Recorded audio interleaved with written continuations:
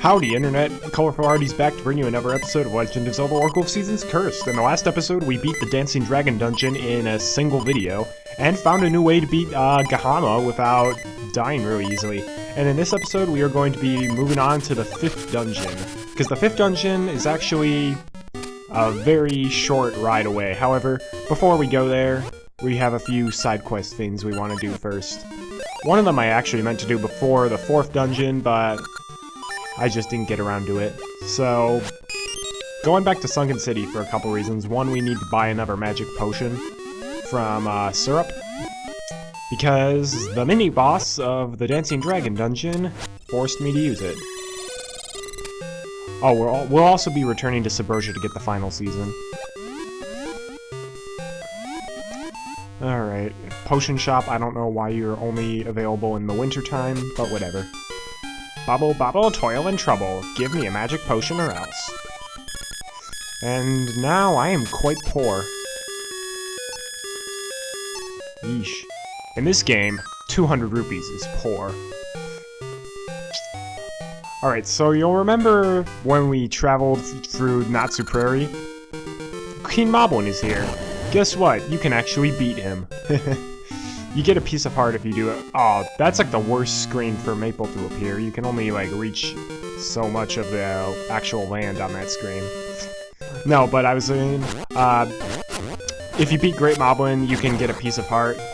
We don't need the piece of heart, but I do want to show off Great Moblin. So basically, once you get the flippers, you can swim through the moat, climb up here, and booyah, we are on the railing. However, Great Moblin has fled. He must have seen us coming.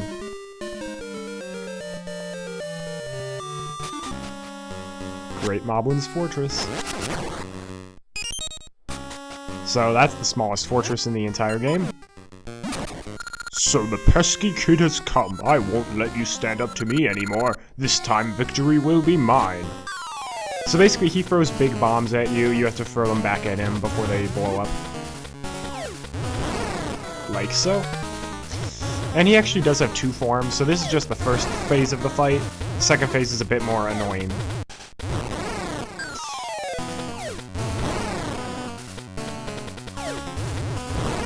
Yep, this phase. You can't beat me this way. I cannot be defeated as long as I don't drop my bomb behind me and start a fire. Gee, way to tell us exactly how to beat you. So yeah, now we basically have to hit him with a bomb while he has a bomb in his hands, which is a lot easier said than done. Like, I'm sure there's a way to properly time it, but I'm bad. Stop moving, Great Moblin.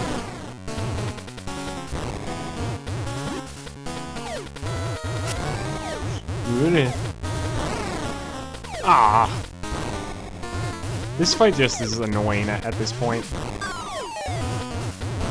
He's much easier in Oracle of Ages. Mainly because you actually have to fight him in Oracle of Ages. Ah!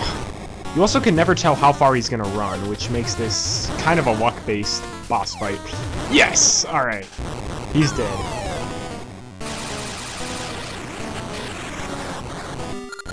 How could this child defeat me? I'll remember this. I shall get my revenge. So if you open that chest, it has a piece of heart inside. We don't want that. And also a fun little Easter egg. Great Moblin actually appears in Sunken City, believe it or not.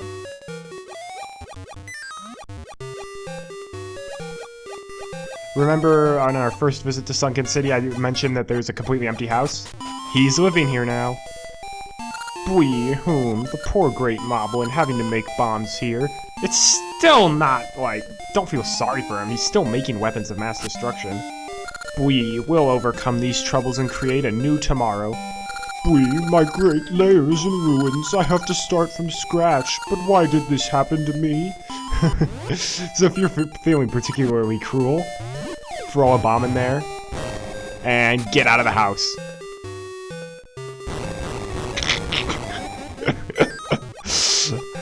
Yeah, so, if you come back here later, they'll have rebuilt it, you can do it again, and then they'll rebuild it again, but if you do it for a 3rd time, they'll actually catch you before you can leave, and then they'll force you to stay in the house, and it's an instant game over. And also, if you dive in this conspicuous patch of water, We're in a mysterious cavern.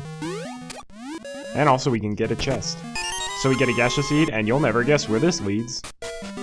We're back in the woods of winter, right near Snake's Remains. Pretty cool. However, we don't want to be in Snake's Remains. What we want to do is go back to Horon Village. Also, we're gonna appraise any rings we have, because I want some money.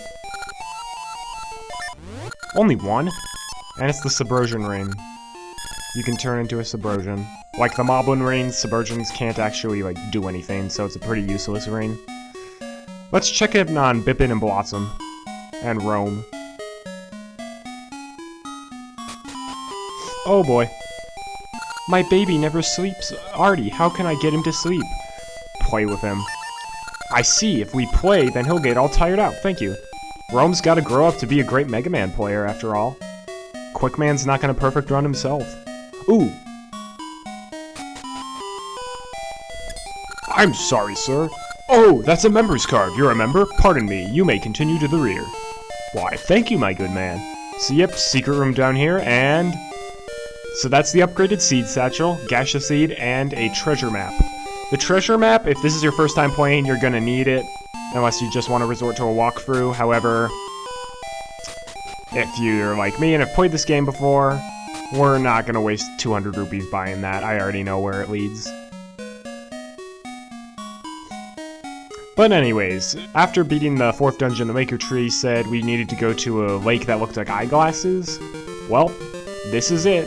We never listed that formally by definition, but this is Eyeglass Lake. And also, like, it's a small area, but they packed a lot into it, which is pretty cool. So, okay. We're gonna need to change it. I guess we'll make it spring. We need to make it spring because we can't have the water frozen over. We need it to be liquid. And next portal to Subrosia. And also, these have appeared several times throughout the game, but I've never mentioned it. Rock mushrooms, petri fungus, pick and fall only. So if it's autumn outside, you can actually pick those up with the power bracelet, but in any other season, they're as solid as a rock and you can't do anything about them. So we, right now, are in an interesting part of Subrosia. We are right beneath the Temple of Seasons.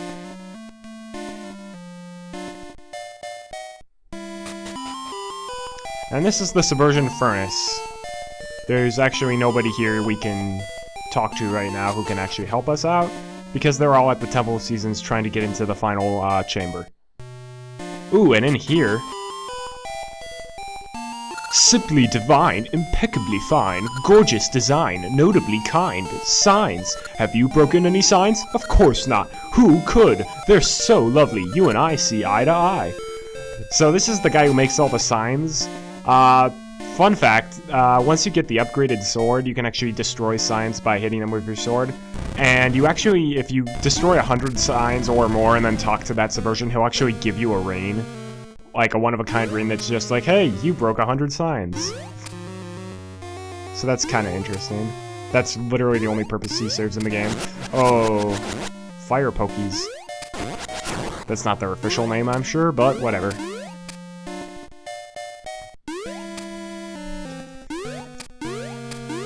So that looks conspicuous. If we pick it up, you got a bomb flower. Handle it with care.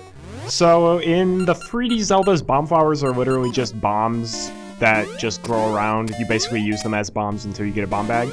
In this game, bomb flowers are basically like way more powerful bombs. Like they deal huge blast radiuses. So we can actually use that to get to the final chamber in the Temple of Seasons, to get to the Season of Autumn. But before we do that, we're gonna make a little shortcut. So right here, normally this rock would prevent us from passing, but we get rid of the rock, and it's gone. So now we can do a Super Pegasus seed jump over the 2 things of pits, and that connects over to the first part of Subrosia we entered. Oh, wait a second. That's where we need to go. We have to go to the Temple of Seasons.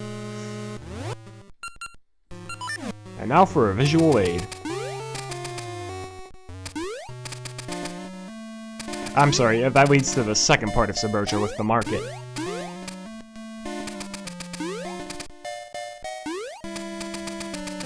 Alright, time to get the Season of Autumn. Whee! So as you can see, there's clay blocking the way. Oh, that's a bomb flower! Thanks, okay, let's break it. Yep, regular bombs couldn't do that. That was great! Now we have plenty. Thank yous to you. If you ever need any ore melted, come to the furnaces. Oh yeah, I didn't actually talk to those guys before helping them out. Basically, they wanted to get past here with a bomb flower so they could get some ore to melt in the furnaces.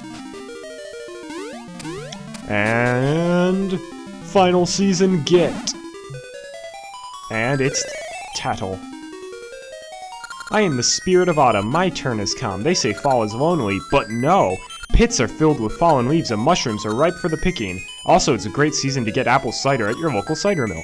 When shadows fall on Hyrule, a hero shall appear. Is that your hero you? Then I grant you autumn's power. So autumn is an interesting season. Like she said, the most obvious part of autumn is the mushrooms. You can actually pick the mushrooms, which let you get to new areas. But also, important thing to note, there are a lot of areas where there's a ton of pits, and in autumn, sometimes pits are filled in with leaves, so you can walk over them. So chances are, like, if you're in doubt what season to make it, because there are too many pits in the way, definitely try making it autumn. That'll almost always solve the problem. And on that note, the fairy was basically telling us at the end that our Rod of Seasons is now at full power. So that's actually the last time we will be going to the Temple of Seasons in the game, which is kind of nice. No more backtracking. Actually, that's not true. We still will be backtracking, but not as much backtracking. And also on that note, we can enter the 5th dungeon at any time now. Whee!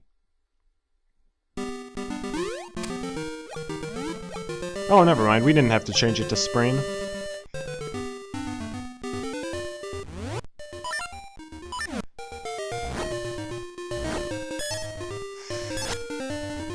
I'm trying to get some rupees so that way I can buy the bigger seed satchel. I probably should have bought that instead of the magic potion, but I couldn't resist. Ooh.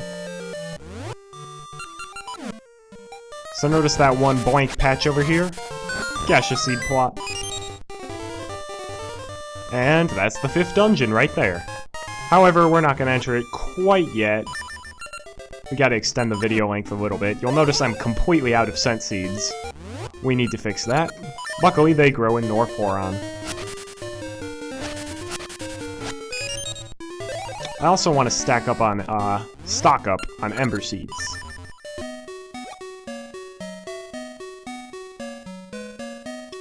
And of course, Ember Seeds only actually bloom in the winter time. So we're gonna actually have to change the season for that. There's a stump down here, never fear.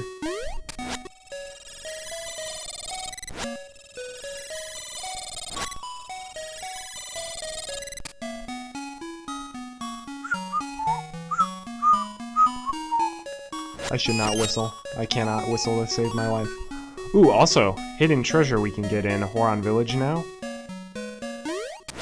Now that we've got the autumn. Technically, we could have gotten this after the 2nd dungeon if we were willing to just change the season of Horon Village by entering and exiting it several times. But if you go over this way... Oh, never mind. I already opened it. Darn it.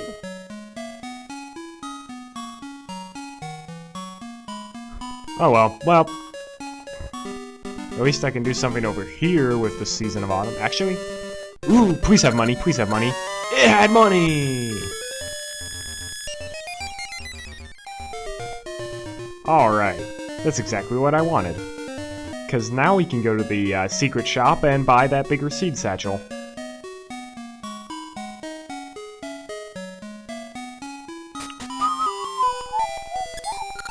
No whistling allowed.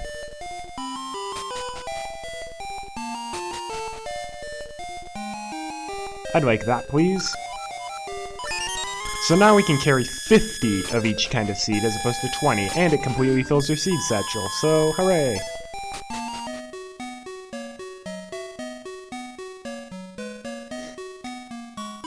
Alright, so now we've got still a bit of time left in the video. Before, I feel like if I end it off here, it'll be kind of a ripoff. So let's explore around Eyeglass Lake a little bit. And why did I push start? I've got the Route of Seasons equipped. Get away. Alright, so we're actually going to make it summer. There are a couple things you can do in summer in Eyeglass Lake. First off, if we actually go back to the first dungeon,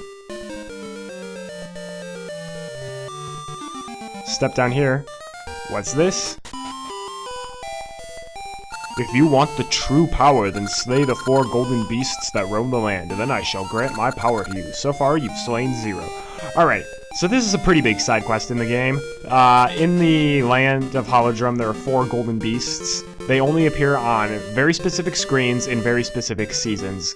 So there's a golden Octorok who appears in, at a screen in Spool Swamp in the summer.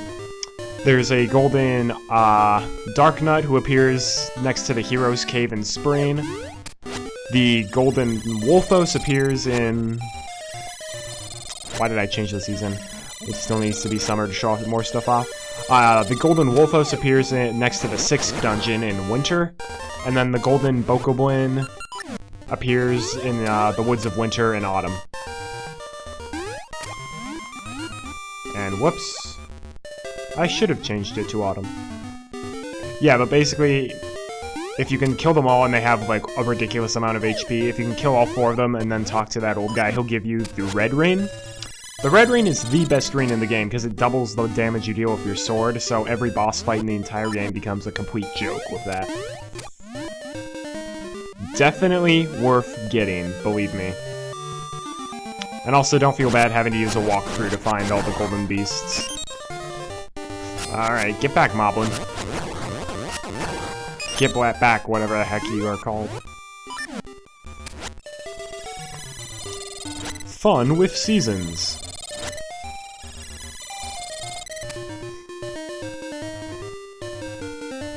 Alright, so you'll notice that area is dried up and there's a rock down there. If you go down there, pick up the rock, there'll be a secret cave that'll contain a piece of heart. Just thought I'd show that off. But, anyways, enough stalling. We have a dungeon to enter. Get away, Bazbots. Not rocks, Feather. Power bracelet. Also, you can only pick up 1 mushroom at a time, and you can't pick up another one until the first one disappears. And on that note, level 5, the Unicorn's Cave, and we're gonna leave that video off for today. So I'm Colorful Arty, hope you're enjoying this series so far, and tune in next time where we conquer the Unicorn's Cave. Have a great day, and God bless.